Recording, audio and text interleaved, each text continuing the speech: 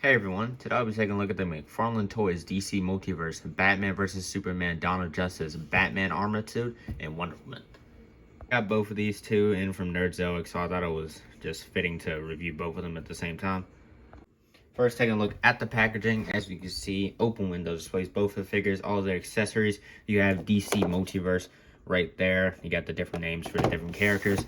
On the side, let me just, for both sides, you got Batman vs Superman logo. You got Batman Armored Suit Wonder Woman, name of the movie. On the other side, just a movie and some barcode, just a window I meant, and some barcodes. On the back, you got both images for the two characters. I think these look really, really nice. On the top, you got Batman vs Superman logo, and on the bottom, you got barcodes, words, and other things. Let's go ahead and get these two open.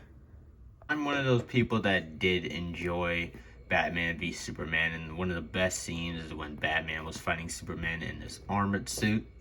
A figure from McFarlane based off of that design is amazing. I think they did an excellent job. Just the detail on this thing is great. I love the battle damage they put on it. The scratch marks on the helmet. Got that blue for the eyes. Looks great. I think this is silver paint on it, at least on some of the parts, or it might just be like silver plastic, but there's a lot of dings and stuff on the sculpt as well, as you can see. And then the undersuit got some nice wrinkles to it. Looks really, really nice. Nice wash to the little belt, the pouches and stuff. Very, very nice. And the cape is also good as well. It's like a fabric cape, but it feels really good and it looks nice too, and it drapes well as well. One of the few capes that are wire, but like they drape well. Because with the McFarlane capes, they can pose well, but they don't really like drape as good. So with him, like if you just want him standing there, the cape's gonna look good with it. And it has some little tattering on the bottom parts of it. Even did the paint work on the back as well, which is nice. Talk about Wonder Woman before we get into their accessories. I love this Gal Gadot head sculpt. This looks really, really nice. Really like the face, looks good to me. And then the candy apple red also looks very, very nice. And the gold paint looks good as well. This nice dark blue for the skirt. Then on the knee pads, got that more of that gold, more of that candy apple red for the boots. But one thing I have a problem with this figure is it just mirrors the legs just a bit too long. They look very long, and then when you look at her from the side, her feet look too big. That may just be to help her stand up, but they look slightly too big for me. You look past those minor complaints, this is a pretty good figure. For accessories, out the package, Batman has two gripping hands with nothing to hold, and he does have one fist and one open hand. Would have wished it was two pairs of fists. That would have been nice. He comes with a trading card, which looks good as well. Same image that's on the back of the box. You got a bio right here. You can pause that if you want to read it. And then he comes with the standard McFarlane stand. Wonder Woman has more accessories, but I do have some issues with one of them. She has this card right here, which is the same image on the back of the box. Looks nice. You got a bio on the back right there. And then, of course, standard DC Multiverse stand. She has two of these gripping hands out the box to hold her ridiculously large sword, and it is flimsy, which is annoying. It's a nice sculpt to it. You got the little bird that's sculpted right there. A nice sculpt, but if you look at the card, see how big the handle is there, and then look how big the handle is to her hand. It's very oversized. Now, it is easy to get into her hand.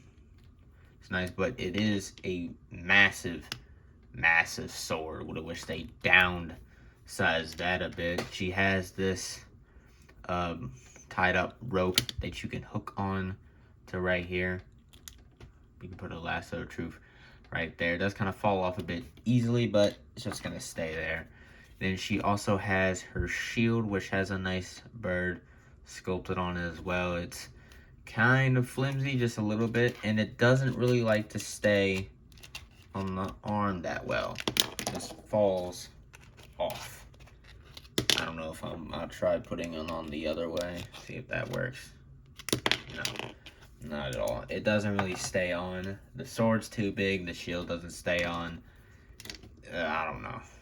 Accessories are kind of a letdown for me. For articulation, we'll start with Wonder Woman. She has a Dumbo joint up the head, but of course with that hair, she's not going to really look up that far. It can look down about that far.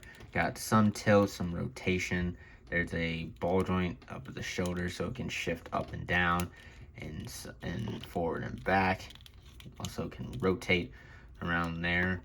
Bicep rotation, double jointed bend at the elbow gets you some good range there. Wrist rotation can also hinge side. What is that facing? It's facing up and down. So you can hinge it up and down, although mine is kind of tight going down, so I don't want to break it. You can also rotate it to get you side to side, and the wrist can rotate. You got a Dumbo joint up at the torso, ball joint down at the waist. Can crunch forward pretty good, but it does gap up right here significantly. That looks a bit weird. And also, when you go back, it also does gap up. But some nice range there. I don't know why other figures don't have good range like that. You get side to side, some rotation down there. There is a hinge at the leg, so it can kick forward that much. Skirt gets out of the way, can kick back that much, can go out. Obviously not that much thigh. Double jointed knee gets you about that much range. Hinge at the ankle, hinges forward, hinges back, and you have the foot basically rotates. Not really any pivot because of the heel right there. And she does have a toe bend as well. So pretty well articulated besides the head, but that's going to be obvious because the hair, not really going to be able to get around that unless you make it fabric hair or look like actual hair. My light just died on me. It had to charge that light up real quick. Like I was saying, you're not really going to get around that unless you like give it like real looking hair like some Hot Toys figures. Man's articulation, dumbbell joint up at the head can look up that much, can look down pretty good. You got some nice tilt, some rotation. Cape is on a bendy wire, so you can get it in some poses if you would like to. There is a hinge at the, or ball joint, I meant, at the shoulder hinge. There's a ball joint down in there, and there's a hinge at the shoulder, so the shoulder can go, or the arm can go up that much, can rotate around 360 with that shoulder pad getting out of the way. You get some slight forward and back, and then some slight up and down. Not really much there. Bicep rotation. On this side, mine is stuck. Don't know what that's about. Single jointed bend at the elbow gets you not past 90. That's unfortunate. You got a rotation there as well. Wrist rotation can hinge down and up, and if you rotate, you get some side to side. There is a Dumbo joint at the torso, ball joint down at the waist. Can't crunch forward really at all. That's as far as you're gonna get. Unfortunate. Very sad. Wonder Woman got way better than that. I wish they did what they did with her on this one. He can crunch back that far. You can get some side to side rotation, or side to side to rotation right there. Some rotation down there. Hinge at the shoulder, kicks forward, pretty good. Kicks back that much, can go out that far. A little bit of thigh. Double jointed bend at the knee. Pretty good range there. And the ankle can hinge forward, hinge back. You do have some nice ankle pivot and some toe bend right there. There's some spikes under the boots as well. Didn't really notice that. That's pretty cool. So Batman is also pretty well articulated besides the torso and the arms. I wish there was better range in that. But other than that, pretty cool. Measuring these two to stand out. Oh, excuse me. See how tall they stand.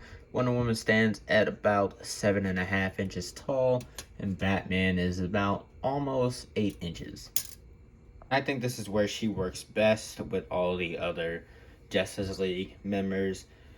I only need Superman really to complete this, but team is almost complete. Only took me fucking 4 years. I don't have much to compare to the Ben Affleck armored Batman, so here he is next to other movie Batmans. I feel like Ben Affleck is kind of an underrated Batman. I think he's really good. I think he's better than Michael Keaton Batman, to be honest. Overall, I think these are some really nice figures. Obviously, me being a huge Batman fan and me liking this suit design and the scene from that movie, I'm going to lean towards Batman more. Just the detail and the sculpt is really, really good, and I love that cape. I mean, Wonder Woman is no slouch either. She has some very nice details, pretty well articulated besides the head. Only thing is those legs are slightly long, but I don't really notice it that much anyway. But the torso kind of gaps up a bit, and then the accessories are large. If you already have that first Wonder Woman that Todd released, you don't need this one. The same figure, really, just maybe slightly different colors. If you're like me and you like Batman v Superman Dawn of Justice, I recommend this figure. But anyway, that's it for this review. I'll see you next time. Bye.